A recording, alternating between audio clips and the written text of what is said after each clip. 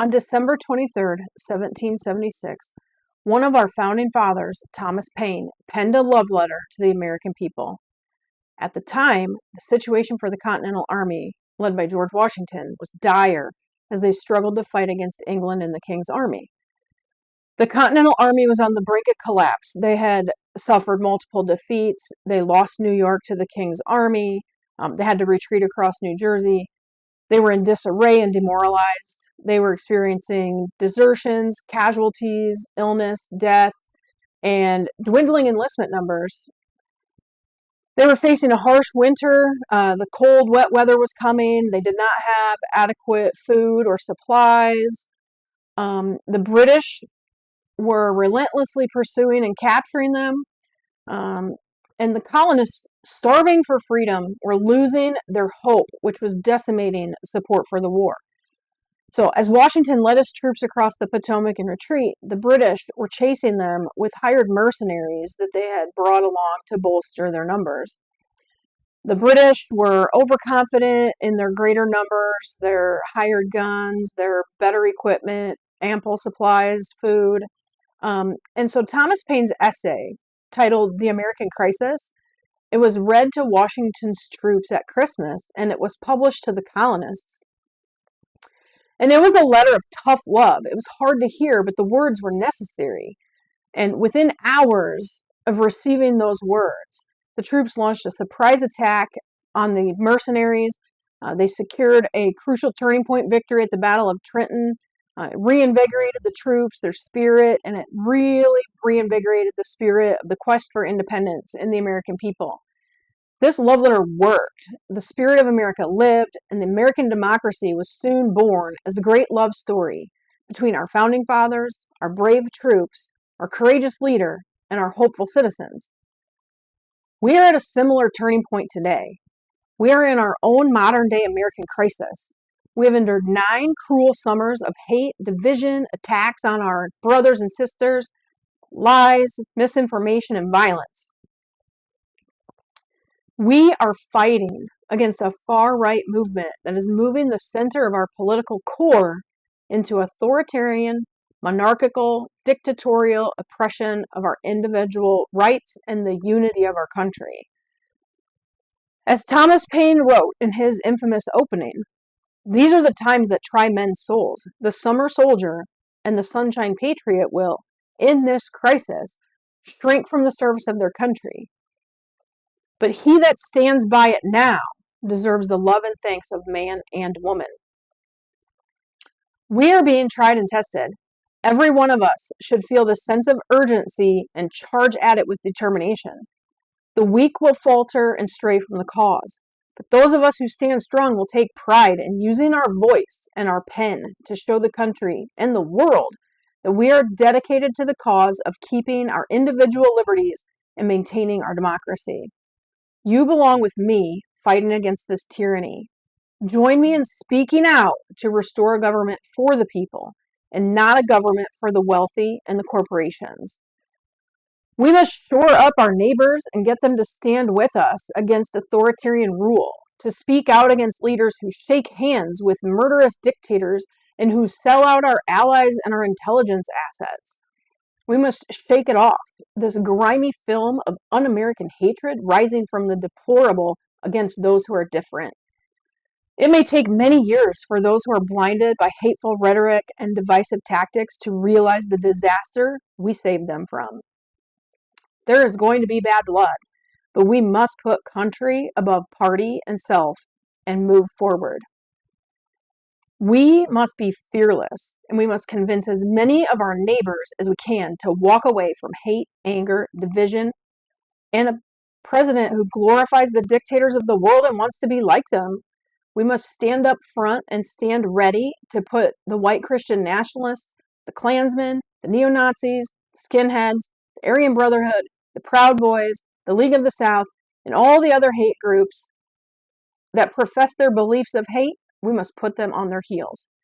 They are nothing but mean and so high school.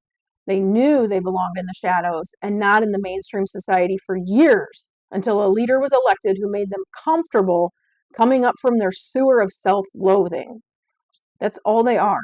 Bullies who are so self-hating that they must trample others to get a few moments of some minute speck of self-esteem.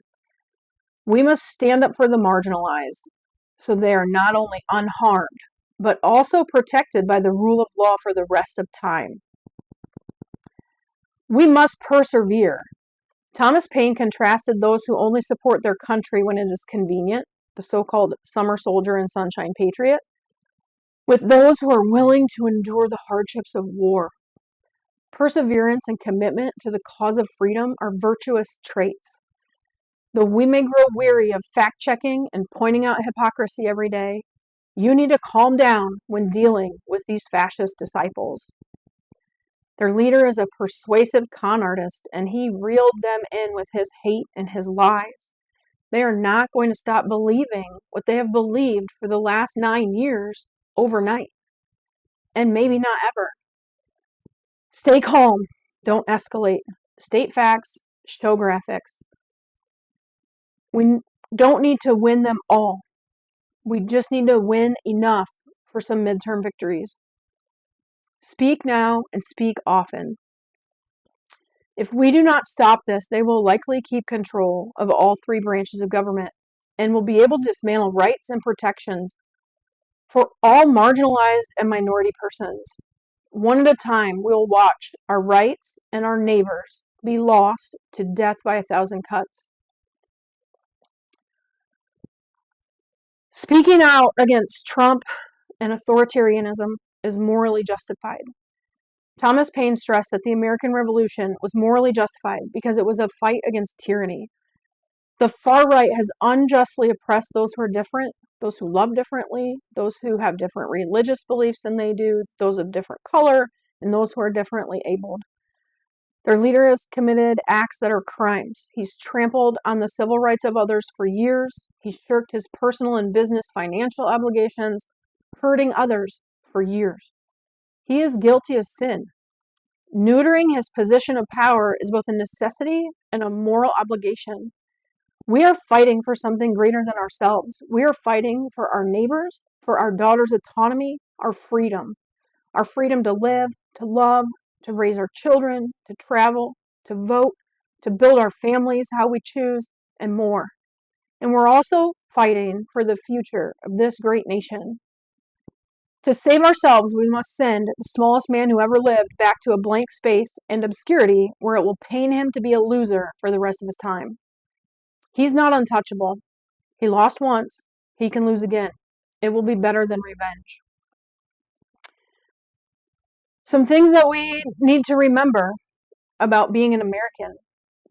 You can be a Christian and vote for Democrats. Loving our neighbor, feeding the poor, healing the sick, caring for the elderly, and paying a fair share of taxes are all among the stories of Jesus in the gospel. Jesus' teachings are divinely supported. By doing these things, we are on the right side of righteousness and justice. Support causes and groups and candidates who have a perfectly good heart. Those who live as servant leaders and stand up for others as Jesus did. Everybody has a place in this world, whether we believe in a higher being or just fate. We were all put on this earth and deserve to be here and to be respected and valued as individuals. As Christians, though, how can one vote for a man who has presented so many false gods? The gold toilet, the statues and flags in his likeness, the non-fungible tokens and trading cards, the sneakers, the crypto, and on and on.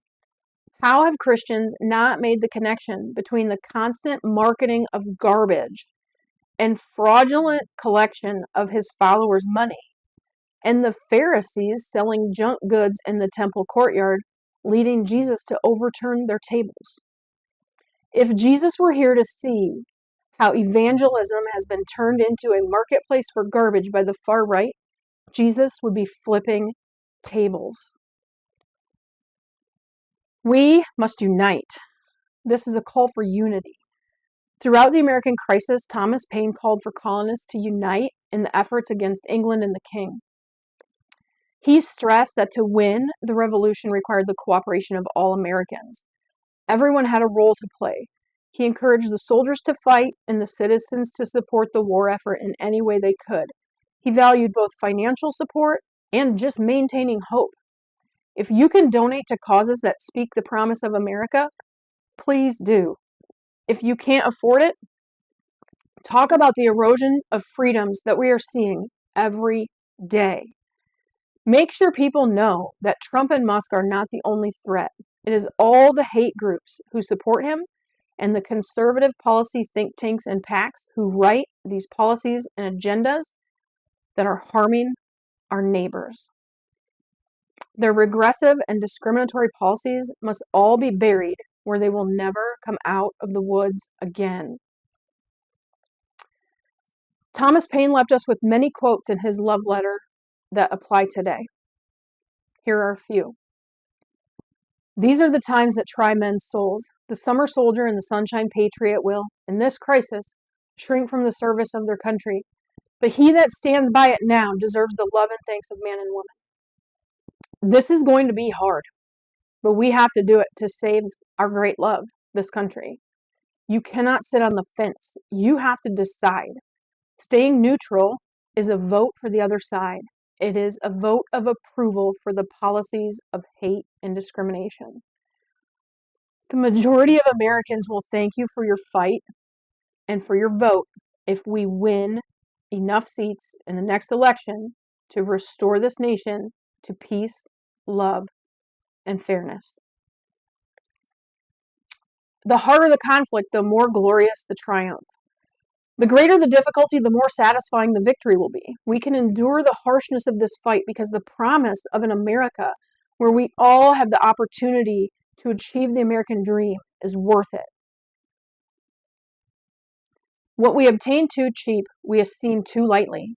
It is dearness only that gives everything its value. Our Constitution is 237 years old. We fought the Civil War 164 years ago. Today's generation does not remember the struggle required to win our freedom, to maintain our peace, to own property, to vote, to have access to education, to control our own finances. Every few generations, there's a struggle to face. My grandpa fought fascists. This is our struggle today. We must not go gently into the night. We have to fight for our rights. We have to stand up. Tyranny like hell is not easily conquered. The gravity of the situation and the necessity of struggle to overcome the oppression being marketed by the far right is real. It is heavy. It will be far heavier for far longer and on far more people's shoulders if we do not face it head on and fight with all we have. There's no getaway car large enough to take all of us who will be affected by the loss of rights and freedoms under the Trump presidency. It takes great resolve to snuff out tyranny and injustice. Tyranny and injustice are easy to ignore, while going against them is hard. This group of tyrannical bigots will be in the minority in our population by the year 2045. That is why they are making this charge now. It is now or never for them to cement their place of power so that they can maintain power when they become the minority in 20 years. Why do you think they chose Musk as their leader? Because his South African history gave him knowledge of how to implement this system of oppression of the majority by the minority known as apartheid. That is the goal. They know that if we all banded together, we would be stronger together and would be able to solidify all the gains that we have made in the last 60 years. We have to stop letting them divide us based on our differences and come together. Whether we are working or middle class, a member of a racial or ethnic minority group, a member of the LGBTQ plus community, or if we move through life differently abled. There's more that unites us than divides us, and we have got to see that, and we have got to harness the power of it. Friends, Americans, Iowans, this is a call to action. We must stand strong in Iowa's motto, our liberties we prize and our rights we will maintain. Iowa has long had a commitment to preserving individual freedoms and protecting citizens' rights. The motto was adopted when Iowa became a state in 1846, and it appears on the Iowa State Seal. It emphasizes the values of liberty and justice, which were central to the formation of the state and remain a point of pride for Iowans. Thomas Paine wanted to stir both the emotions and the minds of the American people by addressing the challenges they were facing and by emphasizing the need for immediate action when he wrote that love letter, The American Crisis. It is time for karma to rain down and wash us back to moderation and restore our individual liberties and give us back a moderate government. Don't stand back and stand by. Take back the day. See the past relationships for what they are with this far-right movement. Unhealthy and toxic. We have got to tell the far-right movement that we, as Americans, are never ever getting back together. We cannot fail to do so because we will end up haunted. I am asking every person to help write a sequel to the great American love story. A story that ends with long live the American Constitution and long live our freedoms.